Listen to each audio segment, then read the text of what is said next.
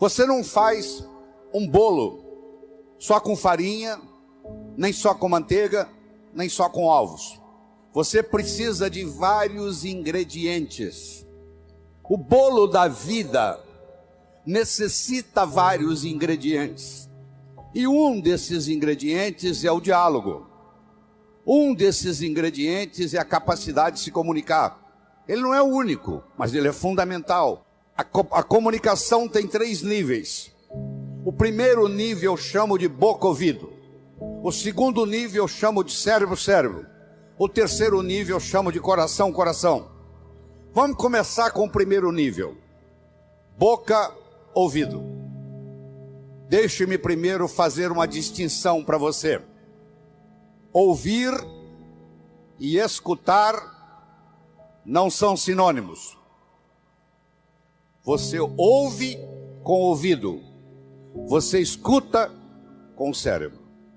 Você já foi alguma vez num restaurante e pediu ao garçom para lhe trazer uma água com gás e ele lhe trouxe uma água sem gás? Ou você fez uma solicitação e ele lhe trouxe outra? Aquele garçom, naquele momento que ele recebeu o seu pedido, ele estava operando no nível 1. No nível 1 ninguém é promovido. No nível 1 você não conquista as pessoas. No nível 1 você não vai para frente na vida. Não interessa a nota que você tirou na escola, isso não faz diferença. Porque a escola lhe passa informação. A vida lhe exige competência de ação. O que cai na prova não cai na vida. Se você observar na sua cidade, você vai encontrar indivíduos que eram CDFs, que eram estudantes brilhantes, e hoje são pessoas que estão perdidas na vida. E você vai encontrar também pessoas que eram estudantes medíocres, e hoje são excelentes empresários, estão contribuindo para o bem-estar da comunidade. Por que isso? Porque esses segundos, eles sabem dialogar com o mundo, eles sabem dialogar com a sociedade, eles aprenderam, talvez até intuitivamente, o poder da comunicação. Então, se você me permite, eu vou começar a trabalhar nesse modelo do nível 1, boca-ouvido, nível 2, cérebro-cérebro, nível 3, coração-coração. Quando você está operando no diálogo no nível 1, não acontece nada. É o pai que está dando um sermão para o filho. E entra num ouvido e sai no outro. E o pai não percebe que ele vem falando isso há 5 anos e não funcionou nada. Pelo contrário, o filho até ficou rebelde de escutar o pai falar aquilo. E o pai não se dá conta que aquilo não é diálogo, que é um monólogo que ele está falando para o vento, porque está entrando no ouvido e saindo no outro. Eu só posso me comunicar com vocês se nós fizermos uma conversa que interesse vocês. Não tem outro jeito. No diálogo, na comunicação, nós temos que modificar um pouquinho aquela frase que você conhece. A frase é assim: faça aos outros o que você gostaria que fosse feito a você. A verdade não é bem essa. Faça aos outros o que os outros gostariam que fosse feito a eles. Se eu convidar você para jantar na minha casa em São Paulo, eu não vou lhe servir o meu prato favorito. Pode ser que você nem coma. Eu vou perguntar o que você gosta. Se eu quero agradar alguém num processo de diálogo, eu tenho que ver o que a outra pessoa quer ouvir. Eu vou começar por ali, e não o que eu quero passar. Quero que você entenda isso. Faça aos outros o que os outros gostariam que fosse feito a eles. Eu quero mostrar o meu ponto de vista para você, mas eu não me preocupo como que você vai receber esse ponto de vista. Aí sabe o que acontece?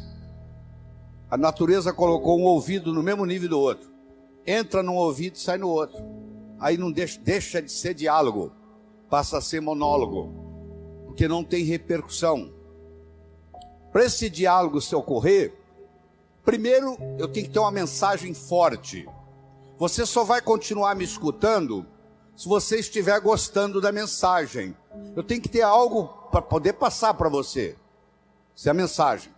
Segundo, nós temos que conversar de uma forma metafórica. Quando eu lhe conto uma história, você não pode dizer que você não concorda com ela. Eu estou lhe contando uma história. E dentro da história, eu coloco a ideia que eu quero passar para você. Era uma vez um navio de alta prioridade, porque carregava ouro.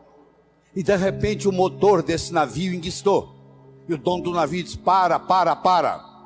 Traga aqui o melhor mecânico da região. Eles trouxeram. Ele trabalhou um dia inteiro, não conseguiu consertar o motor. Ele disse: para. Traga aqui o melhor engenheiro mecânico do país mais próximo. Eles trouxeram. Ele trabalhou 2 dias, não conseguiu consertar o navio. Ele disse: para. Traga aqui de onde estiver, de helicóptero, quem montou essa máquina desse navio. E eles procuraram, encontraram e trouxeram ele e um assistente. E eles desceram no navio de helicóptero, foram até a casa de máquinas, escutaram o barulho da tubulação, tocaram nos tubos, e tinha uma válvulazinha vermelha num canto. E ele perguntou para o assistente dele: você tem um martelo? Tem, me empresta.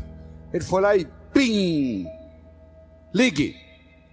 Eles ligaram, tudo funcionou às mil maravilhas.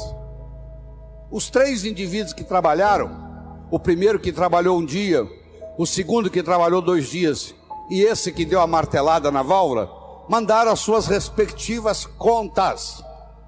Quem trabalhou um dia mandou uma conta de $100.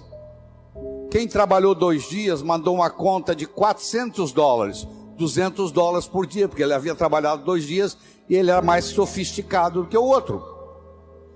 E quem deu a martelada mandou uma conta de $10.000. O dono do navio falou: eu vou pagar, porque ele consertou o meu navio, mas eu só pago com uma condição: que ele mostre como é que ele chegou à conclusão de me cobrar $10.000. E ele mandou um bilhete para o dono do navio: para dar a martelada, $1. Para saber onde bater com o martelo, 9.999. Olha que interessante. Você imagine que nós estamos almoçando e eu conto essa história para você. Aí nós estamos num diálogo, almoçando. Aí você vai para o seu escritório comigo e você está pensando em me contratar para ser seu consultor na sua empresa. E você pergunta assim: doutor Laí, qual é a sua remuneração?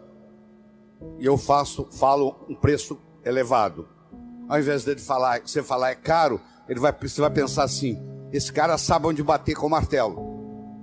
Eu preparei o seu cérebro para escutar o meu diálogo com você. Através de quê? Através de uma história, através de uma metáfora. A pessoa que sabe dialogar, ela conversa metaforicamente. O político que ganha a eleição é um contador de histórias. O padre que faz o sermão que agrada a todos é um contador de história. Porque quando você está contando uma história, a mente crítica baixa. Você conta a história e leva o que você quer levar junto da mensagem. E a mensagem entra na estrutura psicológica. Terceira coisa importante no diálogo é uma linguagem apropriada. Você já foi a um médico e o médico começa a usar aquela terminologia médica que só ele entende. E aí você volta e a sua família te pergunta: e aí, o que você tem? O que o médico falou? Ah, não entendi o que o médico falou. Esse médico não tem nada de inteligente. Ele tem que conversar numa linguagem que o paciente entenda. A própria Bíblia tem uma citação dizendo que se você não falar a linguagem de quem está lhe escutando, você está falando aos ares. E outra coisa importante é a percepção. Uma coisa é o que você está passando, a outra coisa é que o outro está captando. Ah, você é um vendedor? Sou. Você é um bom vendedor? Ótimo vendedor. E aí, você tem vendido bem? Não, tem vendido muito mal. Então você não é um bom vendedor. O aluno que diz que é bom aluno, ele tem que me mostrar um boletim bom. Eu não conheço bom aluno com boletim ruim. O mínimo que você tem que me mostrar como bom aluno são boas notas no boletim. Isso lhe caracteriza como bom aluno. Se você é vendedor e você não está vendendo o que você gostaria de vender, você vai me desculpar, a tecnologia, a abordagem que você está usando de vendas está sendo inadequada. Talvez a sua linguagem não está sendo apropriada, talvez a sua mensagem não está sendo forte o bastante, talvez você não esteja fazendo uso dos recursos da metáfora, das histórias. Semana passada teve um cliente aqui e eu falei para ele o seguinte: aí você pode falar o que você quiser.